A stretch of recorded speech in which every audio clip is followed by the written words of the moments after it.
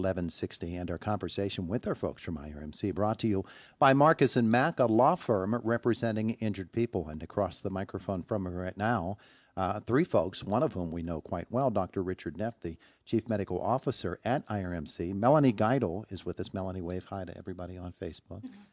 She is the Clinical Coordinator for Infusion Therapy at IRMC. And Lana Mason, say hi. Hi. She is the Infection Prevention Coordinator at IRMC. And, boy, we must be talking about something really special, Dr. Neff, if we get three of you in here.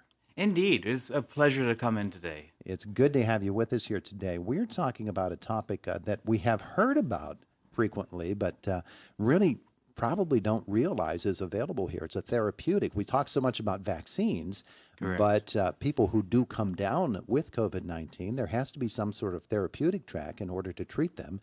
And there's a very exciting development that IRMC has been involved with for some time. It's called monoclonal antibodies. What is that?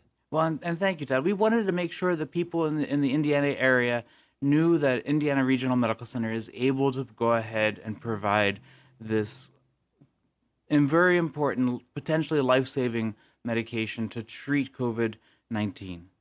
What it is a laboratory-made medication and product that neutralizes the spike protein or the outside of the coronavirus. Mm-hmm. So it's one of the important things is that it can neutralize that virus, and it's most effective when given fairly soon after the infection sets in, so after your symptoms start there. And the way we have it ordered, because it is under emergency use authorization, we are under some fairly strict guidelines of how we can use it, who we can give it to, and then because of the medication, there are some particular things that are important. I've brought Melanie and Lana in to go ahead and talk about the general overall idea of how this works. And again, I must stress that the importance of early testing after symptoms. At this point, testing is available widely in the community, including at IRMC 7 days a week, that you can go ahead and schedule an appointment. The phone number there is 888-452-4762 to be able to schedule your test for that. The monoclonal antibodies, they're ordered by a physician that's on staff at Indiana Regional Medical Center through the electronic health record that we have through Cerner. And we did that because of the complexity of ordering it and of the things that we have to double check and the things that we have to make sure that Melanie and her team have available to make sure it is the right medication in the right time frame to be able to order. So in order for that to work, then you have to have it ordered by a physician that is working on Cerner in our EHR. So that's either your primary care physician that's on Cerner here in the region or arranging a telehealth visit after you have a positive test. Melody, do you want to talk a little bit about the various indications of why people might be a candidate to go ahead and receive the monoclonal antibodies? Sure. So we can actually start the antibodies with a child as young as 12 years of age, as long as they're weighing at least 88 pounds or 40 kilograms. Other indications for adults would be obesity, so having a body mass index greater than or equal to 35%. Chronic diseases such as chronic kidney disease, diabetes, heart disease, respiratory complications, being greater than 65 years old, or if you're immunocompromised for any reason, receiving chemotherapies or anything such as that as well, would kind of make you meet that criteria for the monoclonal antibody administration. And so your physician will go ahead and evaluate your availability. It needs to be administered, within 10 days of the start of symptoms. So not 10 days after the test was done, but 10 days after symptoms start. So that's one of the challenging things that people often come up with the sniffles, or they think, oh, it's my bad allergies that's happening. But in a time when we have a very significant spread of COVID-19 like we have right now, it's important to go ahead and try and get early testing so that your physicians can go ahead and evaluate this and figure out whether or not you're a candidate to go ahead and receive the monoclonal antibodies. And to go back, it's for people that have not been vaccinated and also for those that have been vaccinated greater than 90 days before. So it can be important to try and help prevent the progression of the disease, to have people feel a whole heck of a lot better. Melanie, what happens after your physician orders the medication? So after the physician places the order in our Cerner system, it falls to a scheduling queue, which our infusion therapy secretary then is able to view. Once she sees that you are placed on that queue, she will give you a call and she'll schedule your appointment for your infusion. And how often are we doing that infusion now? So now we're doing them 4 days a week, Monday, Tuesday, Wednesday, and Friday, various hours. Okay, and so you could expect to go ahead and receive a call from an infusion scheduler nurse to go ahead and schedule the time when you'd come in for the infusion. Yes, there's no reason to call the department. They will call you once they see that you're on the queue. Okay, and what happens on the day that you are scheduled to come in? Where do people get told where to go? And Yes, so when Candace, who's our infusion therapy secretary, calls you, or somebody else from scheduling if she's not available, she'll tell you we are doing the clinic over in the IASA building at the hospital. And if you're aware of where the old Diamond Pharmacy was, right inside the door to the right is where our clinic is being held. okay, very good. And Lana, what is you're actually, if I can say, you've actually received the monoclonal antibodies. Can you describe what your experience is like? Definitely.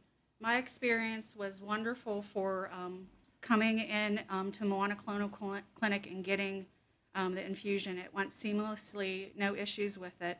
I was vaccinated, but I did have a breakthrough infection. And I just think that IRMC is offering a wonderful service to the community and helping everyone, because going from feeling like I almost couldn't breathe to the next day feeling so much better, it's just a great service, and I would recommend that to anyone who qualifies for it. Well, and thank you. And I guess one of the things that I'd like to stress is that while this medication is available and is a life-saving medication for those that have either not been vaccinated or even those with risk factors that have been vaccinated, vaccination is the best way for us to go ahead and go ahead and get control of this virus and to be able to go ahead and get back to a much better normal life that we would all like to get back to. I'd like to remind people that we are currently doing vaccinations at the KCAC from 10 to 6 on Tuesdays. They're here in Indiana, so we're able to go ahead and give first, second, and also booster doses of the Pfizer vaccine there. And wanted to thank you, Todd. Well, my goodness, you've qualified now to be the second host of Indiana in the Morning. Next I'm not time sure. I'm on vacation, you're it. Uh-oh. Hey, Lana, I want to ask you about when you came down with it as a breakthrough case. What did you feel like then? Did you feel like, gosh, it didn't work, or I'm one of the few? No, I felt like, you mean the vaccine? The vaccine, yeah. The vaccine, it's always important to get vaccine because it obviously lowers your chance of getting it. I was glad to get the vaccine, and I would recommend for everyone to do that because usually your case is less severe if you do contract it. But I do have some comorbidities that made me qualify for that. So I was just thankful because it's so important to feel better and be able to get back to your daily life and stuff, and you don't want to let sickness get to you. And I think since we have this, it's just a benefit. And I'm hoping forward to our COVID numbers going down and people being well and us getting back to a normal lifestyle. Dr. Neff, you have pointed out frequently recently that the vaccine itself is wonderful at preventing, but it doesn't always prevent, and that therefore get the vaccine even if it does not prevent you're getting COVID, it's going to lessen its severity and give you a much better fighting chance. That's exactly right. And it goes ahead and does not prevent you from coming down with the virus. What it does is prevents you, sharply, reduces the risk of severe disease, hospitalization, and what we'd all like to avoid early is death that Yeah. can come from this virus. I want to ask you this question just to make sure that we're absolutely clear about the vaccine clinics happening at the KCAC. For booster shots, get yourself that appointment. Is that the case for those who are getting the first or second shot as well? Get your appointment before you head over to the KCAC? We have availability of appointments through the website of irmc.org/vaccine, but we're also providing walk-ins for anybody who happens to be coming by needing a vaccine and finding that they have time to be able to go ahead and do that at a particular moment. So that's from 10 to 5:30. If you just go ahead and walk in, appointments make it a little bit easier, but we're open for anybody first, second, and third shots. All right, very, very good. Melanie, I want to ask you a question as well this morning. As we think about infusion therapy, we've had folks from your department come by before and describe what it's like. For those who don't know what infusion therapy is, could you give us a basic education in infusion therapy? Sure. So infusion therapy is an outpatient department that is within the hospital. If patients are needing any sort of outpatient IV services, whether it be antibiotics, chemotherapy, blood products, they're not admitted at the time, but they come in and they get their outpatient IV services right in the department, and then they go home same day after they're done with their treatment. Yeah, That may be. yeah, and there are certain advantages, obviously, to getting it done that way as opposed to some other method.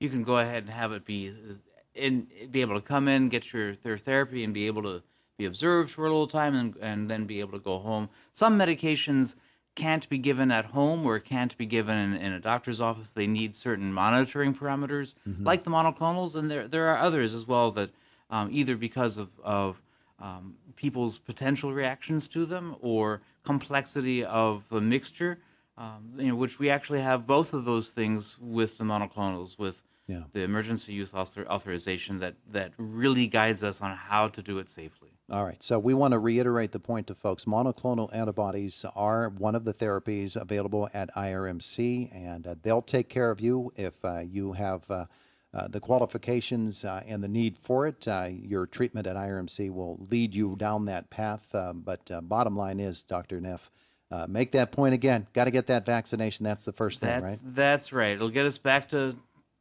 normal life here. And if you're feeling symptoms, get the test. Exactly. All right. Good shape. Thank you all for coming in to visit with us. We appreciate it. Thank you. Thank you very much. Have a great day. It is the voice of Indiana County, WCCS 101.1 FM and AM 1160. 24 minutes after 8 o'clock, and it is a Tuesday morning. It's a beautiful, beautiful day out there today. AccuWeather tells us it's going to be like this today. Sunny skies, a little bit breezy for us, and the temperature today is going to get up to about 66 degrees, and then happening time. Where did the forecast go? By golly. I keep reaching, I keep pulling up papers, I never get the right one. Another sunny day tomorrow and a high temperature 68. Then on Thursday we'll start sunny, then cloudy, breezy, and some afternoon showers at 69. A couple of rainy days coming on Friday, maybe on Saturday as well. Temperatures mid-50s, partly cloudy, mid-50s on Sunday as well. Right now in downtown Indiana this morning, our temperature